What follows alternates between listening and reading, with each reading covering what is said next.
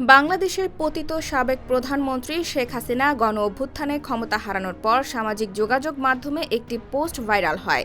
সেখানে দাবি করা হয় যে একটি পডকাস্টে যুক্তরাষ্ট্রের প্রেসিডেন্ট নির্বাচিত ডোনাল্ড ট্রাম্প বলেছেন, হাসিনা যেহেতু পদত্যাগ করেননি তাই তিনি এখনও বাংলাদেশের প্রধানমন্ত্রী।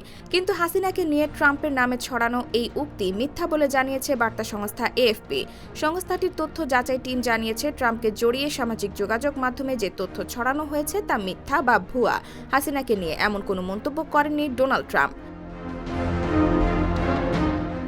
এএফপির খবরে বলা হয়, গণ-অভ্যুত্থানের মাধ্যমে ক্ষমতা হারানোর কয়েক মাস পর শেখ হাসিনাকে নিয়ে সামাজিক যোগাযোগ মাধ্যমে একটি মিথ্যা তথ্য ছড়িয়ে পড়ে, যেখানে দাবি করা হয় নবনির্বাচিত মার্কিন প্রেসিডেন্ট ডোনাল্ড ট্রাম্প তার একটি পডকাস্ট সাক্ষাৎকারে বলেছেন যে হাসিনা পদত্যাগ না করায় এখনও তিনি বাংলাদেশের প্রধানমন্ত্রী।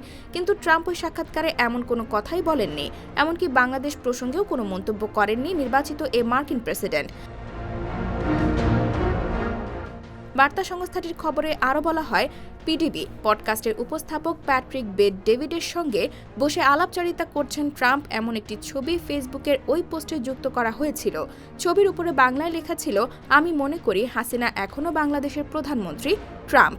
একই দাবি করে ফেসবুকে এমন আরও অনেক পোস্ট দেওয়া হয়েছে। পতিত প্রধানমন্ত্রী শেখ হাসিনার পদত্যাগপত্র দেখেননি প্রেসিডেন্ট মোহাম্মদ শাহাবুদ্দিনের এমন মন্তব্যের পরই হাসিনাকে নিয়ে ট্রাম্পের নামে এমন ভুয়া তথ্য সামাজিক যোগাযোগ মাধ্যমে ছড়িয়ে দেওয়া হয়, যা সত্য নয়। IBTV USA, new York.